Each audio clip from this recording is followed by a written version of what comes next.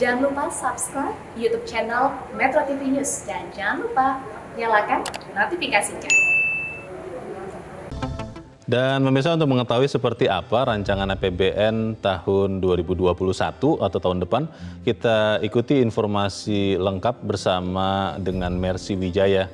Mercy, bagaimana? Apa yang Anda bisa laporkan untuk kita? Leo dan pemirsa, memang banyak spekulasi dan prediksi mengenai kondisi kesehatan dan ekonomi tahun 2021. Ada yang optimis vaksin akan ditemukan sehingga ekonomi bisa pulih dengan cepat, namun ada juga yang pesimis, nampaknya langkah pemulihan masih akan berat karena melihat ekonomi saat ini saja turunnya cukup banyak akibat pandemi COVID-19 tidak hanya di Indonesia, namun juga di negara lainnya di seluruh belahan dunia. Oleh karena itu kita sangat penting untuk melihat patokan dan kacamata dari pemerintah mengenai ekonomi tahun depan. Kita akan membahasnya satu persatu, mulai dari asumsi APBN tahun 2021 yang telah disepakati oleh Menteri Keuangan Sri Mulyani bersama dengan anggota DPR. Pertama, pertumbuhan ekonomi dipatok 4,5 sampai 5,5%, artinya ketidakpastian masih tinggi karena range-nya cukup besar. Angka ini juga dinilai konservatif karena ada yang pesimis mengatakan ekonomi nampaknya hanya akan tumbuh 3%. Namun ada yang optimis ekonomi bisa tumbuh 6 sampai 7% karena jika vaksin sudah ditemukan, maka masyarakat akan berani berbelanja, berani berwisata sehingga dapat mendorong pertumbuhan ekonomi. Oleh karena itu, angka ini dianggap konservatif, nilai tengahnya 4,5 sampai 5,5%. Sementara itu inflasi tahun depan dipatok 2 sampai 4%. Kita lihat tahun ini inflasi Indonesia cukup rendah, saat ini berada di 1,54%, artinya konsumsi masih rendah. Jika konsumsi sudah membaik di tahun depan mungkin bisa mendekati di angka 4% inflasinya, namun jika masih rendah mungkin masih akan mendekati di 2%. Sementara itu kurs rupiah tahun depan dipatok di angka yang realistis 13.700 sampai 14.900, dan kita lihat suku bunga SBN tenor 10 tahun angkanya juga konservatif 6,29 sampai 8,29%. Sementara untuk lifting migas, minyak dan gas untuk tahun 2021 asumsinya akan lebih rendah dari 2020 dan juga 2019. Kita akan lihat di slide berikutnya, dari asumsi ini ada target-target yang ingin dicapai oleh pemerintah. Yang paling berbeda atau mengalami perubahan signifikan adalah tingkat pengangguran terbukanya. Sebelum pandemi COVID-19, ekonomi Indonesia pengangguran terbukanya hanya 5%. Namun tahun depan ditargetkan cukup tinggi, 7,7 sampai 9,1%, ada kenaikan 2 sampai 4%, artinya tahun depan. Dan kita lihat tingkat kemiskinan tahun depan hanya akan naik tipis 9,2 sampai 9,7%. Gini rasio, tingkat pemerataan pendapatan ini 0,37 sampai 0,379, sementara indeks pembangunan manusia di sekitaran angka 72.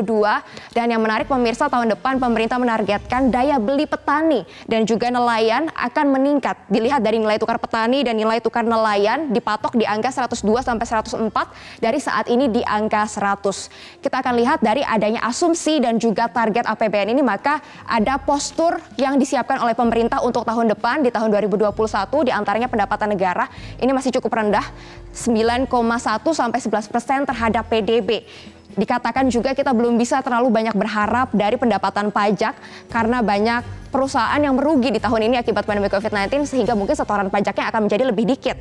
PNBP juga tidak akan terlalu tinggi, 1-2%, dana hibah juga kontribusinya tidak banyak terhadap pendapatan negara.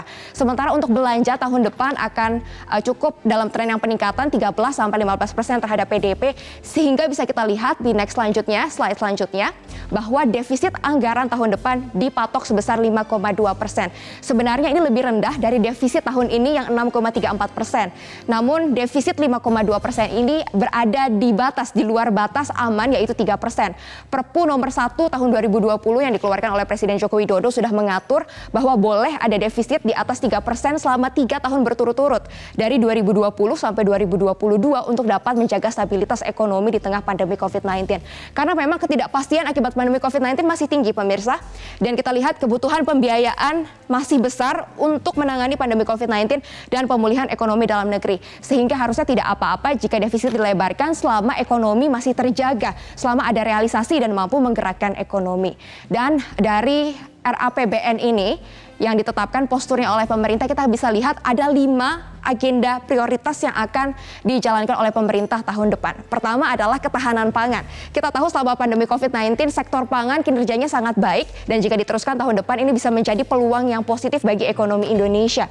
Yang kedua adalah peningkatan kualitas pendidikan. Tentunya kita tetap harus mempersiapkan SDM kita supaya berdaya saing dan pembangunan kawasan industri. Ini masih menjadi pertanyaan pemirsa, apakah geliat industri, geliat investasi tahun depan ini sudah mulai akan masuk kembali ke Indonesia atau malah masih akan wait and see, sehingga pengembangan kawasan industri memang dinilai baik namun untuk jangka panjang. Sementara itu peningkatan kualitas kesehatan ini menjadi yang paling penting tahun depan juga, termasuk untuk belanja vaksin. Jika sudah ada vaksinnya, pemerintah perlu segera belanja dan didistribusikan ke daerah-daerah dan segmen masyarakat yang rentan virus corona. Terakhir akan ada prioritas pembangunan teknologi informasi dan komunikasi. Nah, prioritas belanja ini akan diimplementasikan dalam program pemerintah. Kami akan highlight beberapa program pemerintah dari kementerian lembaga, ada 4 yang menarik pemirsa. Dari Kementerian PUPR, anggarannya tahun depan akan naik 52,82% menjadi 115 triliun. Harapannya jika Kementerian PUPR banyak melangsungkan proyek, maka serapan tenaga kerja juga akan banyak dan mampu menggeliatkan industri lainnya seperti industri properti, ada juga di sektor konstruksi dan juga semen yang juga padat karya. Sehingga pagu anggaran yang dinaikkan ini dinilai positif. Namun yang menjadi perhatian pemirsa, anggaran Kementerian Sosial turun 11,99% menjadi 91 triliun. Saat ini konsumsi masyarakat masih rendah sehingga ada pertanyaan kenapa diturunkan di tahun depan. Apakah artinya pemerintah optimis bahwa ekonomi sudah kembali berputar dan pemerintah bisa mengurangi bantuan sosialnya? Ini masih menjadi pertanyaan pemirsa. Dan di sini pemerintah juga menaikkan anggaran Kementerian Perhubungan 26% bersama dengan Kementerian Pariwisata dan Ekonomi Kreatif naik paling tinggi sampai 142%. Dan kita tahu selama pandemi COVID-19 ini mobilitas mandek sehingga membuat ekonomi mandek. Jika ada mobilitas yang tinggi dari Kementerian Perhubungan, maka pariwisata juga bisa digenjot dan menjadi motor pertumbuhan ekonomi di tahun 2021. Dan jika sektor pariwisata ini membaik, maka juga dapat imbasnya positif bagi UMKM seperti penjual souvenir, tempat makan di daerah, dan juga hotel di daerah tempat pariwisata. Dan pemirsa, inilah RAPBN tahun 2021 yang telah disepakati antara Kementerian Keuangan dan juga DPR. Untuk selengkapnya kita akan menunggu dari pidato Presiden Joko Widodo nanti. Saya kembalikan kepada Leonard Samosir.